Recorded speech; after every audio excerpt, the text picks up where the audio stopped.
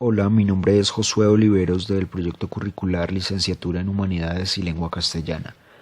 Curso el segundo semestre y este es un video para la asignatura Lingüística 2 en el que hablaré sobre algunos temas del libro Curso de Lingüística General de Ferdinand de Saussure.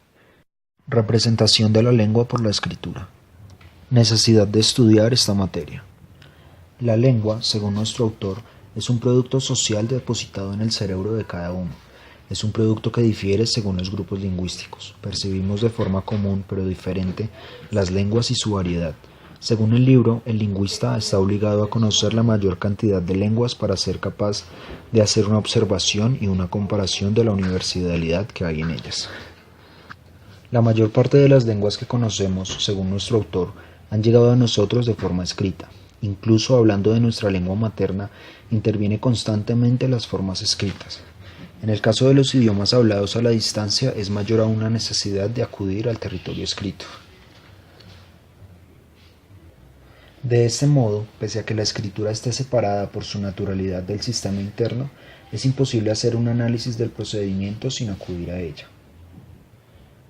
A continuación, describiremos la escritura y desmitificaremos algunas características históricas que se le han dado y han sublimado su valor real en lo que el autor denomina prestigio de la escritura, causas de su ascendiente sobre la forma oral. Se establece en este punto la relación entre lengua hablada y sistema escrito, y cómo dialoga cada sistema con el otro. En palabras del autor, lengua y escritura son dos sistemas de signos distintos. La única razón de ser del segundo es la de representar al primero.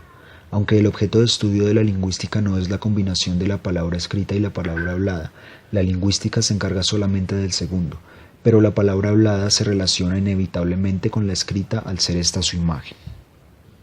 Lo anteriormente dicho es de suma importancia para poder desligar de manera conceptual ambos sistemas y desmentir con ello algunos mitos que subliman más allá de su valor normal a la escritura. Se cree comúnmente que un idioma se altera más rápidamente cuando no existe la escritura, un concepto que según el libro está lejano a la realidad. La escritura puede muy bien retardar los cambios de una lengua, pero su preservación no está comprometida por la falta de escritura. Ciertas evidencias no mencionadas en el texto de la investigación lingüística se han mantenido a lo largo de los años sin notación alguna. La lengua cuenta con una tradición oral paralela pero independiente a la de la escritura. Sin embargo, el prestigio dado a la forma escrita nos estorba la apreciación de dicha tradición. En este punto surge la pregunta de cuáles son las causas del prestigio de la escritura. Según la lectura, son 4 los factores esenciales. En primer lugar, la imagen gráfica nos impresiona por ser un objeto sólido y permanente, lo que da la impresión de ser una constante inequívoca. En segundo lugar, para la mayoría de los casos, las impresiones visuales son más duraderas a nivel de la memoria que las acústicas, por eso se prefieren siempre las primeras. En tercer lugar, la lengua literaria afirma la preferencia por el sistema escrito al no admitir otros sistemas y difundirse siempre a través del mismo. El cuarto lugar es el desacuerdo entre la lengua hablada y la ortografía, que difícilmente se puede resolver por la naturaleza de cada una. Los sistemas de escritura. El texto identifica básicamente 2 sistemas de escritura: el sistema ideográfico y el sistema fonético. El sistema ideográfico. En este sistema, la palabra está representada por un signo único y ajeno a los sonidos de los que se compone. Ese signo se refiere al conjunto de la palabra y de ahí indirectamente a la idea que expresa. Un ejemplo clásico de tal escritura es la escritura china, donde cada signo hace referencia a la estructura de la palabra. El sistema llamado comúnmente fonético, que aspira a reproducir el sentido de los sonidos que se solicitan en la palabra. Las escrituras fonéticas pueden ser silábicas o alfabéticas, es decir, basadas en los elementos básicos del habla. Por otra parte, las escrituras ideográficas se entremezclan fácilmente entre sí. Ciertos ideogramas son desviados de su valor primero y terminan representando sonidos aislados de su significado original. Como ya lo ha señalado el texto en el anterior subtítulo, la palabra escrita tiende a suplantar a la palabra hablada. Es cierto en ambos sistemas, pero se refleja más en el primero. Para el chino, por ejemplo, el ideograma y la palabra hablada son signos de una idea, ambos con la misma validez. En la conversación, cuando dos palabras habladas tienen el mismo sonido, se suele recurrir a la palabra escrita para explicar el pensamiento. El libro limita su estudio estrictamente al sistema fonético, y más específicamente al que está en uso hoy en día, cuyo prototipo es el alfabeto griego. El momento histórico del establecimiento de un alfabeto de esta clase refleja una racionalización de la lengua. Sin embargo, la armonía entre grafía y pronunciación no se mantiene, como lo veremos a continuación. Causas del desacuerdo entre la grafía y la pronunciación. La lengua sufre una constante evolución. Por su parte, la escritura tiende a ser siempre inmutable. Por ello, la grafía muchas veces termina no representando lo que le corresponde. Según el texto, un testimonio escrito en una época específica sería absurdo en un siglo después. Como muestra de ello se consignan en el libro el siguiente ejemplo gráfico sobre el francés. Como podemos evidenciar, se tuvieron en cuenta los cambios de la pronunciación hasta la segunda época. A cada etapa de la historia le corresponde una etapa de la pronunciación. Sin embargo, a partir del siglo XIV la escritura se mantuvo estática pese a la evolución de la pronunciación. Ejemplos como este se podrían encontrar en todos los contextos de la lengua. Otra causa del desacuerdo existente entre la grafía y la pronunciación es que históricamente los pueblos han tomado de otros su alfabeto, y por más sutiles, las diferencias no suelen adaptarse nunca a su nueva función. En ese caso, se recurre a lo que el libro denomina como expedientes, es decir, servirse de dos letras para designar un solo sonido. A veces ni siquiera se pueden notar con claridad las causas del desacuerdo. Es el caso de algunas lenguas en las que existen sutiles diferencias del sistema escrito al sistema hablado, como en el alemán, y no se tienen indicios claros del porqué de la división. Sin embargo, son conceptos acuñados y aceptados por los hablantes de la lengua. Ahora bien, el desacuerdo entre ambos sistemas debe tener en efecto algunas consecuencias, como lo veremos a continuación. Los efectos del desacuerdo.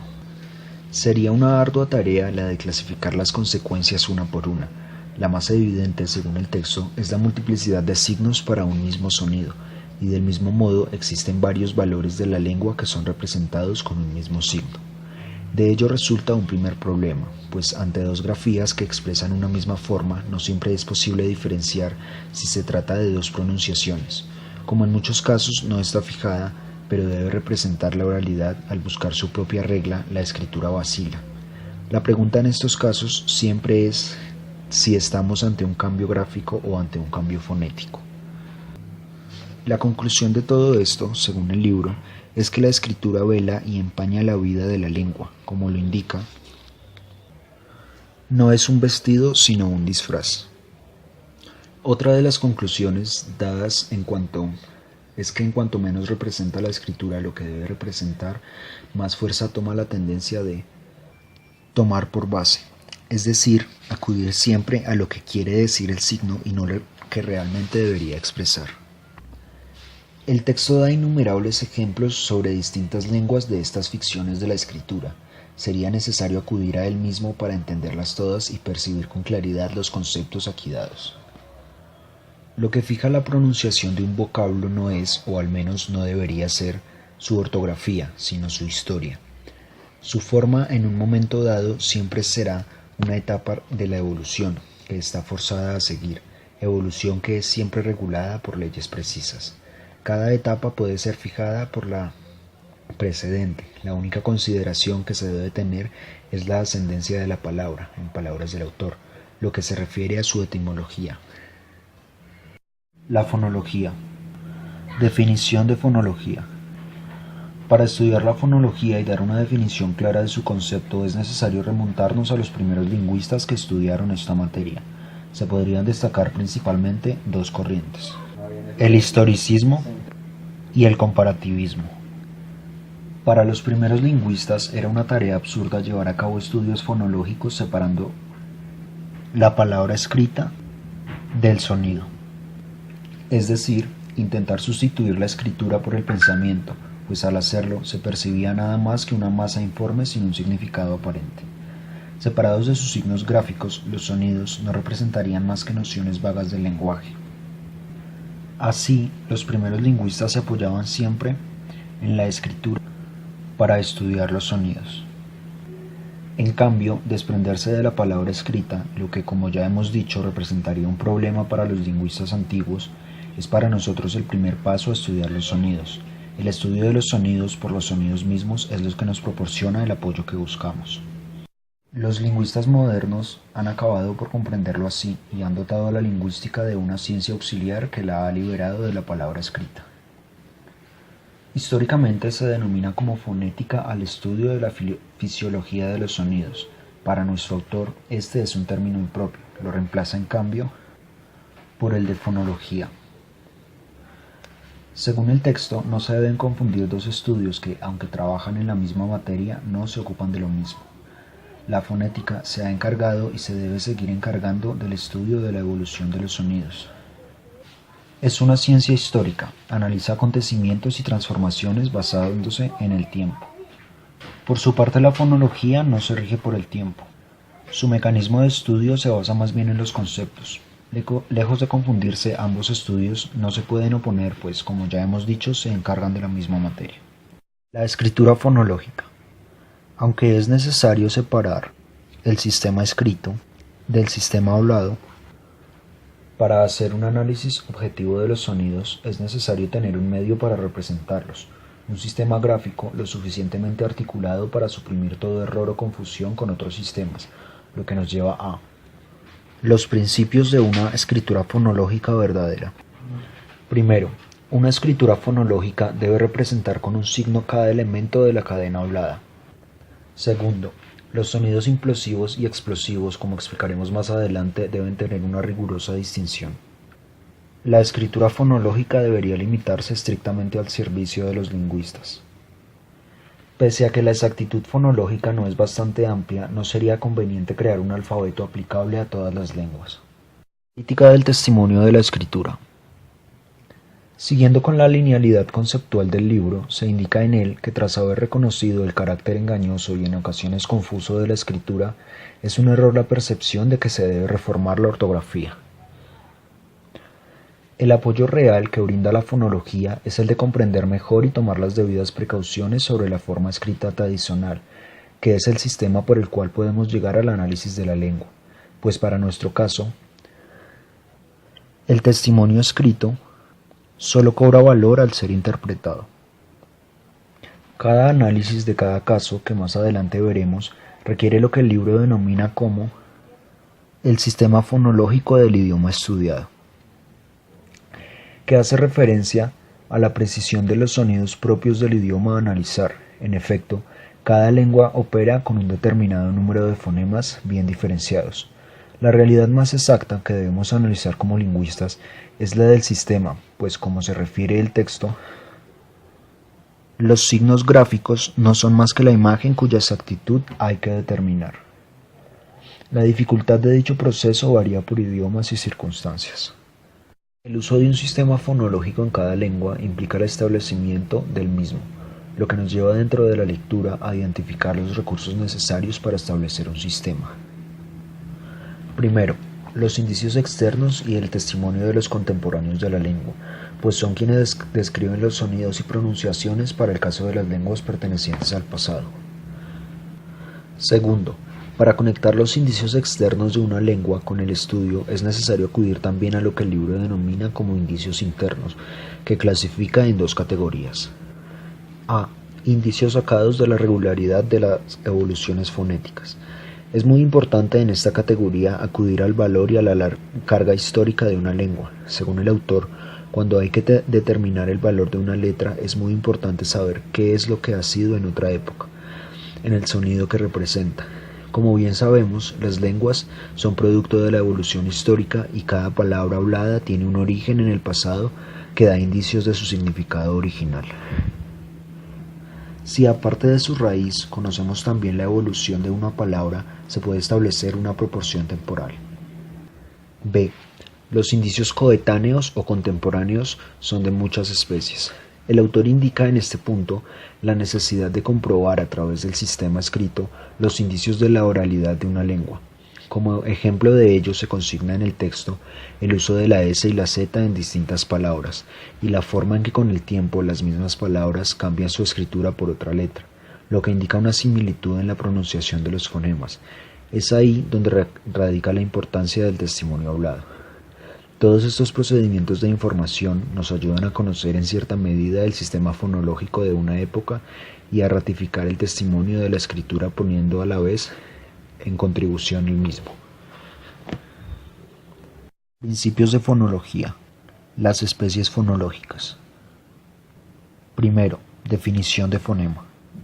Señala el libro que, contrario a algunos fonólogos que solo analizan el acto de fonación, es decir, la producción de sonidos a través de los órganos, a la par se debe analizar el lado acústico, es decir, la impresión producida en el oído. El proceso acústico ya está consignado de manera tácita en el cerebro. No es necesario, por ejemplo, explicar una letra T o una letra J, pues son fonemas ya consignados. Pese a ello, es imposible descubrir las divisiones de una secuencia acústica. No se sabe dónde comienza un sonido y dónde acaba el otro. Por lo tanto, se trabaja bajo la impresión homogénea del sonido. La cadena acústica no se divide en tiempos iguales, sino en tiempos homogéneos caracterizados por la unidad de impresión. En ese sentido, es un ejemplo bastante exacto del alfabeto griego, donde cada signo representa un solo sonido simple y recíprocamente cada sonido tiene un solo signo. El deslindamiento de los sonidos debe apoyarse en la cadena acústica, pero la descripción de estos no se debe al mismo principio. La descripción se hace desde el acto articulatorio, se debe analizar paso a paso la construcción del sonido, y a cada signo por separado o a cada sonido homogéneo como lo indica el libro. Le corresponde el mismo análisis, de ahí nace el concepto de fonema. El aparato vocal y su funcionamiento. Para explicar el funcionamiento del aparato vocal, el libro acude al siguiente esquema, en el que se explica de manera detallada el ciclo de la palabra para así poder analizar los fonemas. La glotis está formada por dos músculos paralelos o cuerdas vocales. Es allí por donde pasa el aire que, dependiendo de la abertura, hace vibrar las cuerdas vocales. La cavidad nasal es una puerta inmóvil, permite o niega el paso del aire levantando la úvula. La cavidad bucal representa un sinnúmero de posibilidades para la reproducción del sonido. Al tener la capacidad de movimiento más amplia en comparación de los demás órganos, la cavidad bucal es un órgano clave en la producción del sonido. De ese modo, participan en la producción del sonido la respiración, la articulación bucal, la vibración de la laringe y la resonancia nasal. Necesidad de estudiar los sonidos en la cadena hablada. Todos los detalles acumulados aquí no tienen valor por sí mismos, lo único que importa es la síntesis de ellos. El lingüista no tiene necesidad alguna de ser un fonólogo consumado, especializado, simplemente se pide que se le proporcione cierto número de datos necesarios para el estudio de la lengua. En un punto concreto es especialmente defectuoso el método de esta fonología, en olvidar demasiado que en la lengua hay no solo sonidos, sino extensiones de sonidos hablados, ni tampoco concede atención suficiente a sus relaciones recíprocas. Ahora bien, no es eso lo que se nos ofrece primero. La sílaba aparece más directamente que los sonidos que la componen. Ya hemos visto cómo ciertas escrituras primitivas señalan las unidades silábicas. Solo más tarde se llegó al sistema alfabético. Además, según el libro, nunca es una unidad simple lo que plantea cuestión en lingüística. Si, por ejemplo, en un momento dado y en una lengua dada toda A se hace O, de ahí no resulta nada. Nos podremos limitar a consignar el fenómeno, sin intentar explicarlo fonológicamente. La ciencia de los sonidos no adquiere valor hasta que dos o más elementos se encuentran implicados en una relación de dependencia interna, pues hay un límite para las variaciones según las variaciones del otro. Ya el hecho de que haya dos elementos entraña una relación y una regla, cosa muy distinta de la simple consignación. En la búsqueda del principio fonológico, la ciencia trabaja a contrasentido con su predilección por los sonidos aislados. Bastan dos fonemas para que ya no sepamos a qué carta quedarnos. A partir de esto, el libro divide a la fonología por especies, y junto a las especies hay lugar para una ciencia que tome como punto de partida los grupos binarios y la secuencia de fonemas, y esto será una cosa muy distinta de las especies de la fonología. En el estudio de los sonidos aislados basta con consignar la posición de los órganos, la cualidad acústica del fonema no entra en cuenta, está fijada por el oído. En cuanto a la articulación, hay libertad completa para producirlo a gusto. Pero en cuanto se trata de pronunciar dos sonidos combinados, la cuestión es menos sencilla. Ahora se está obligado a tener en cuenta la discordancia posible entre el efecto buscado y el producido. No siempre es posible pronunciar lo que nos hemos propuesto. Implosión y explosión. Para explicar este punto del libro vamos a partir de una observación fundamental. Cuando se pronuncia la palabra APA, escrita con doble P, se percibe una diferencia entre las dos P, de las cuales la primera corresponde a un cerramiento y la segunda a una abertura. Ambas impresiones son lo suficientemente análogas como para que se hayan podido representar la secuencia PP con una sola P. Esta diferencia es la que nos permite distinguir con signos especiales las dos P y caracterizarlos cuando no se siguen en la cadena hablada. Si se trata de un fonema de abertura más grande, como la de la palabra allá, escrita con doble L, es la emisión del sonido mismo lo que se prolonga en la inmovilidad de los órganos. En general, en toda la cadena hablada hay fases intermedias que llamaremos tensiones o mantenimientos, o articulaciones sostenidas. Cualquier fonema puede ser tanto implosivo como explosivo, pero es cierto que la abertura influye en la implosión y en la explosión en el sentido de que la distinción de dos movimientos se hace tanto menos clara cuanto mayor es la abertura del sonido. Por primera vez, según el libro, hemos salido de la abstracción. Por primera vez aparecen elementos concretos, indescomponibles, que ocupan un lugar y representan un tiempo en la cadena hablada. Además de todo esto, se ha emitido la teoría de que en todo fonema simple considerado en la cadena hablada, por ejemplo en la P de PA o en la P de APA, hay sucesivamente una implosión y una explosión. Sin duda, toda abertura debe estar precedida de un cerramiento. Combinaciones diversas de explosiones y de implosiones en la cadena. En este punto, el libro clasifica lo que puede resultar de las combinaciones entre las explosiones y las implosiones de la cadena hablada anteriormente explicadas. La primera combinación es lo que el libro denomina como el grupo explosivo-implosivo. Siempre es posible, sin romper la cadena hablada, juntar dos fonemas de los cuales el primero es explosivo y el segundo es implosivo.